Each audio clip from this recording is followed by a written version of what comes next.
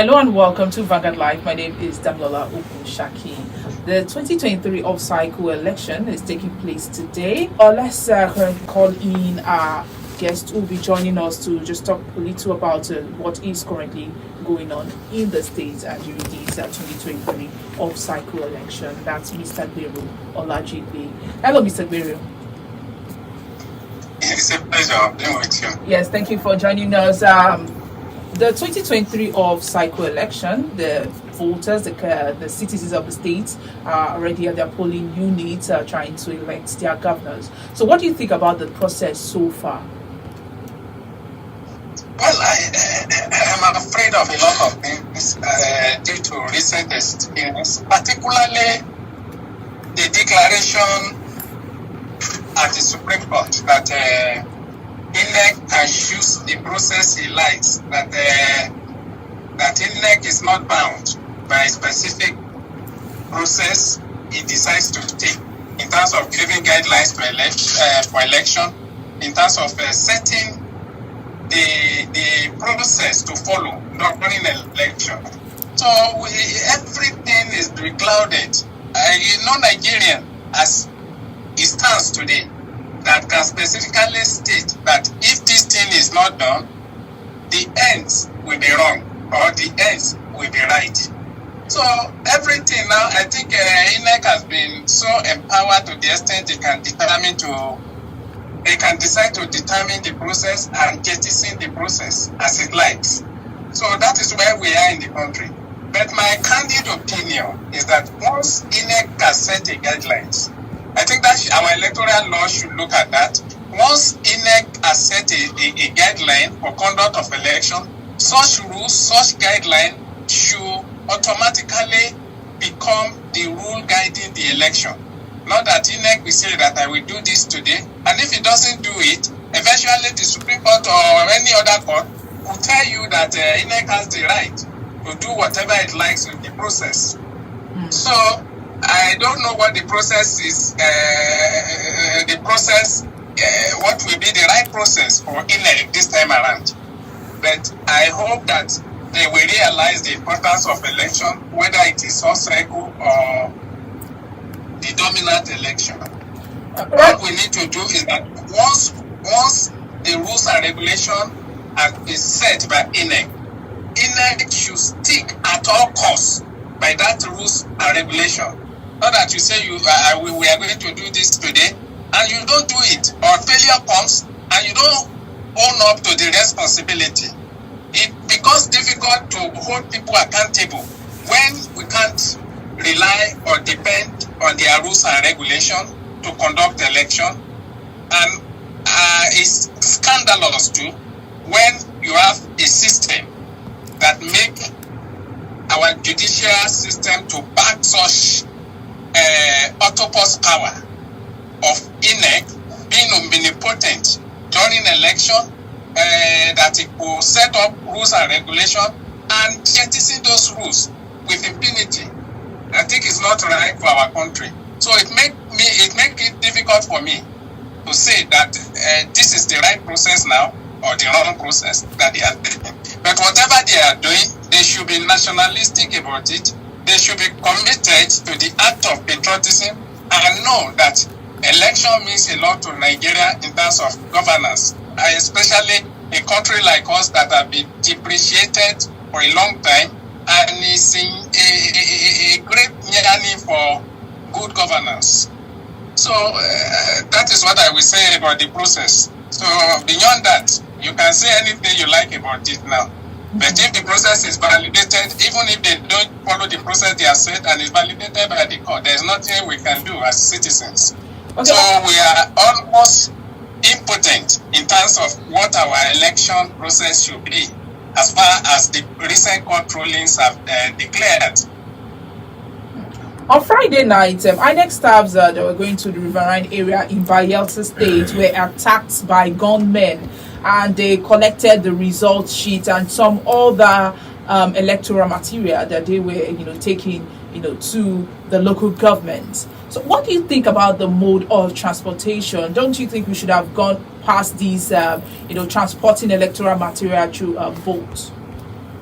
That the whole essence of electronic transfer of result, which INEC failed to do.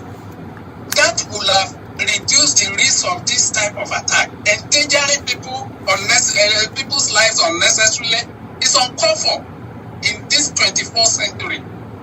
That people will be attacked because they want to collect a result sheet. You don't need the result sheet. In fact, even for the sake of even working towards zero carbon, it's not even climate compliant. Not to talk of being good for a system like Nigeria that have been conducting election in the last. We have been conducting election now. Even under colonial rule, we conducted election in 1922. We conducted from there. We meet to up to Mafasi Constitution. We conducted election. We conducted election. And that is conducted election 83.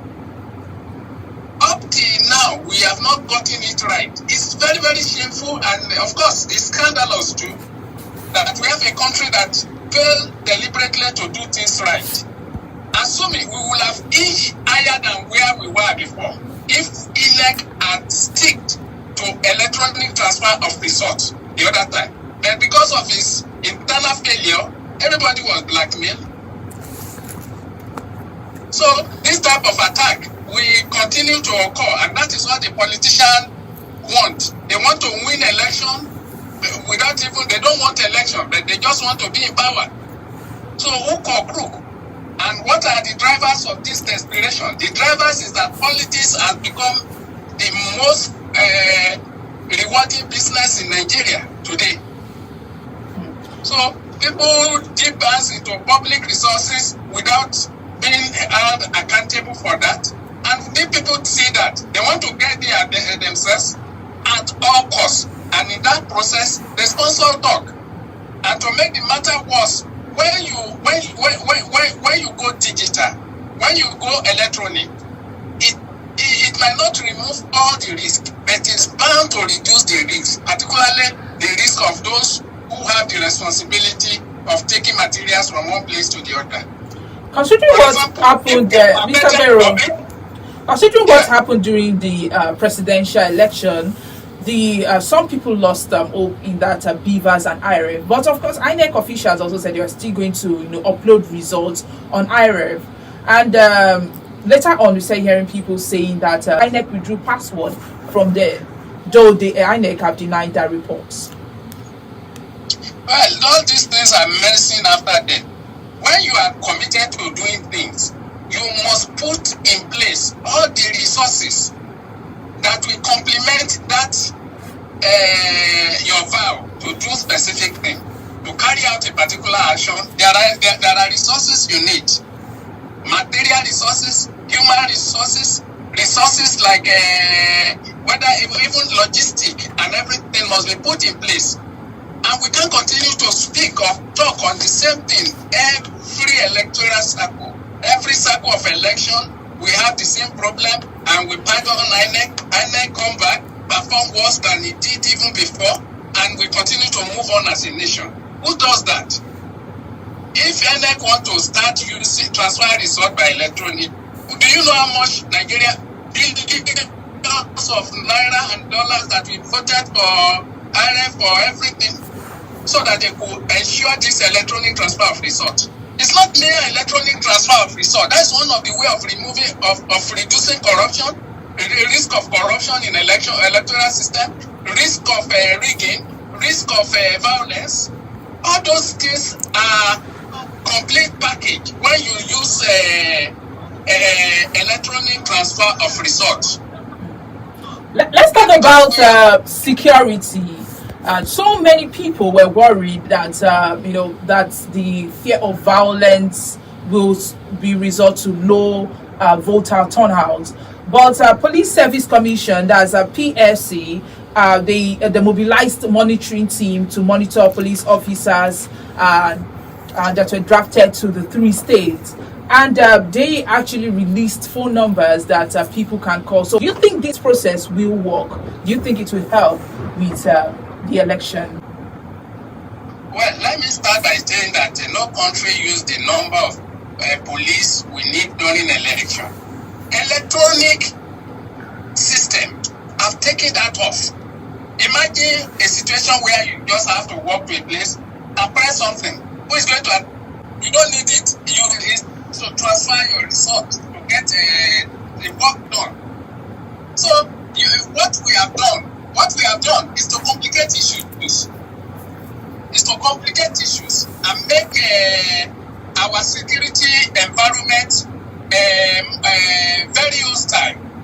Because when you continue to depend on this human mechanical effort of bringing material for election, mechanical effort of carrying ballot buses and papers to collation centers, mechanical effort of computation and mechanical effort of relaying electoral results. Those type of security will be compromised. So there is no better option we have now today than the digital option, than the electronic option that is going to lead to reduction in security risk, reduction, I'm talking of security of human life, security of my electoral material, and of course, reduction in attack on people, security of people, whether personnel of INEC or voters. So there's likely to be apathy. Aside from even the risk of violence that might account for the apathy of the people, there is likely to equally be a sort of despondency could set in as a result of the burden that came with the last election, which it deflected a lot of people. It also deflected their spirit, and of course, to the extent that people continue to even argue today that what does it mean if I don't vote? What of the one I voted for? So we are not even sure whether you have the right result after election. So all I will say is that people, no matter what, people should play safe. At the end of the day, what has come out of those that we have elected, aside from punishing people for that? Mr. Gbenro, let's still talk about the police conduct and their preparation for the election. In Bayelsa State, some people protested against the newly drafted Commissioner of Police, while some were for it. And those who protested against it, they were tear gassed, though the police later denied the allegation. But we have the video. Let's watch it for a minute.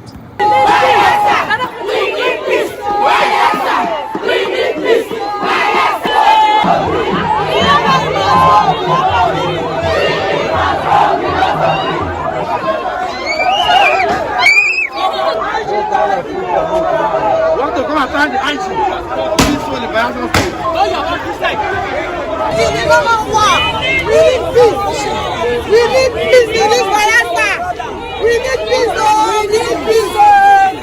We need peace. We must go. We need peace. We need peace. We must go. We must go. We need peace. We must go. We need peace. We must go. He said whether women were tear gas during the protest. I was there. It happened yesterday. That nobody was tear gas. If you were tear gas then today, you have been there first place.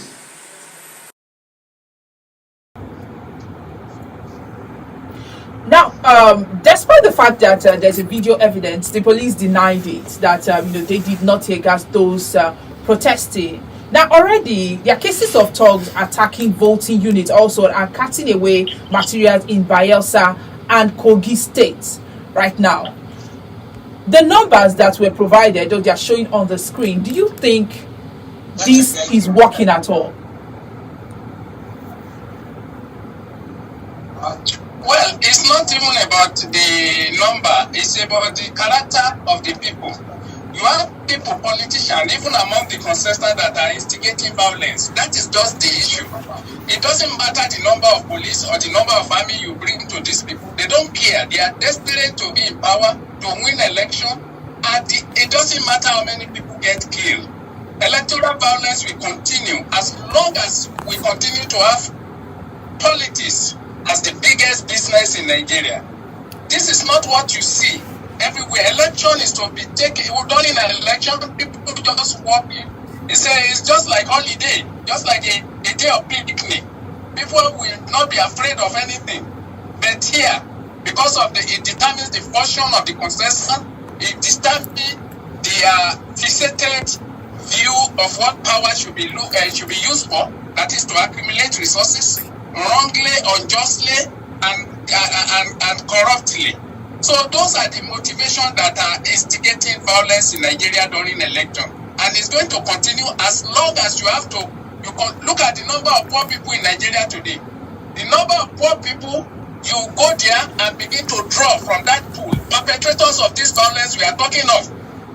That is where the politicians go to draw this pool of election riggers, violent touts, and urchins that have been deliberately created by government that is not working to improve lives of Nigerians.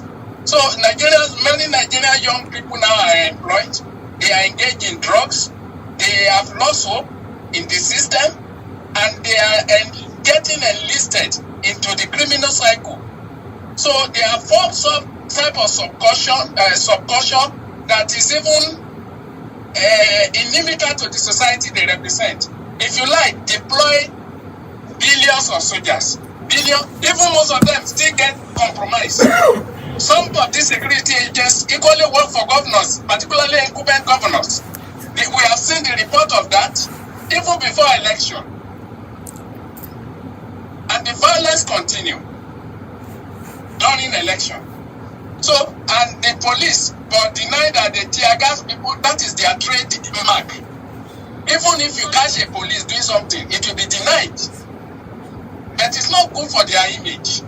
Once there's a video evidence affirming that you have violence toward a group of protesters and everything, what do you, they will deny it. Look at the altercation between police and even the NLC president that was referred to the Imo State. He was arrested by police. He said that it was even police that tied his hand, and they denied too. So it's their trademark.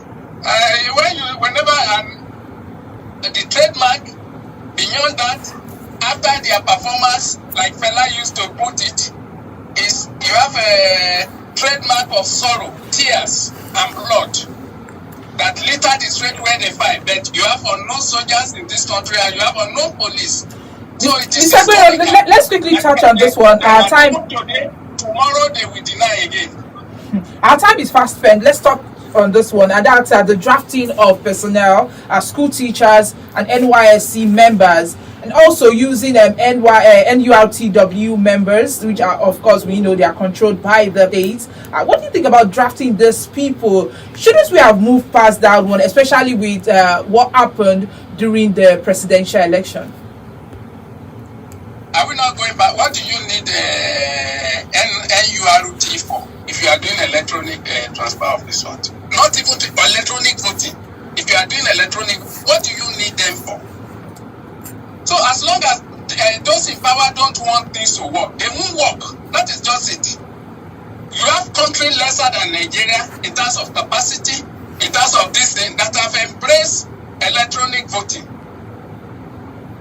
So if we don't want things to work, if we will continue to use them, and these towns are controlled by political interests, political forces, political parties, and they use them to compromise the system, to create anarchy, to create state of anomaly, and destroy credibility of election. So those things will continue as long as we are shy of technology. We are technology shy. So we will continue to have the reward of what we continue to sow. And this is what the expectation of most of this people. They know that the election under credible atmosphere, under conducive atmosphere that voters can take decision on their own behalf. They know that they won't win election because of their performance, because of their records and everything, and they resort to violence because of that. So it's going to continue. It's not a new thing in our system, and they have mastered it. Everything that is good that will reduce the risk of this is being sabotaged. And for the evil court to continue to grieve imprimatur to this is embarrassing. For example, in the electoral law, where there is violence, INEC is supposed to cancel the result. But it has equally been found that politician that is not popular in that area will go to that area to create violence with the hope that INEC will cancel the result of their but Mr. Gbenro, there seems to be an improvement because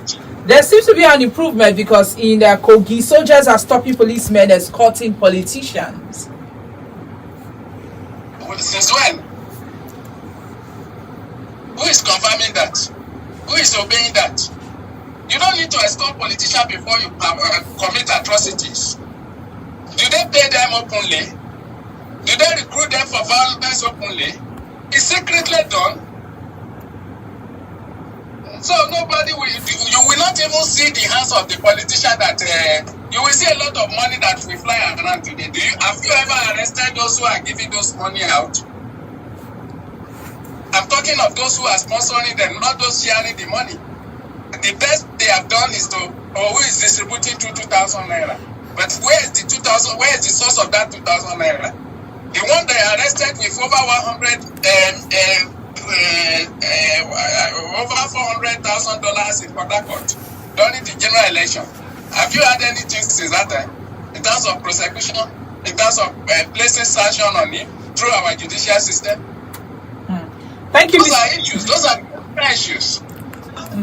Mr. Gbenro, thank you for joining us today. Our time is fast spent.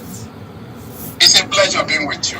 Yes, and PSC monitors, they are expected to monitor police conduct in the three states, Imo, Kogi, Bayelsa states, using Commission's approved guidelines on police conduct during elections. And this was provided to us by the chairman of the Commission, Dr. Solomon Arase. And the Commission's dedicated telephone numbers are currently displayed on your screen.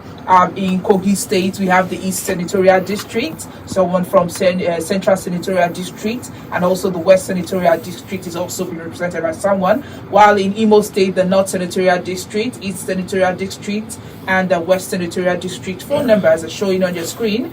Bayelsa State, we have the East Senatorial District, Central Senatorial District, and the West Senatorial District. The phone numbers are currently showing on your screen. We have other guests coming up, and we'll be speaking to our correspondents who are in those states, so don't go anywhere. Stay with us. You can also follow us on our website, www.vanguardngr.com, to get more of the stories and things going on in the states. My name is Damlola Okunshakin. We'll be back.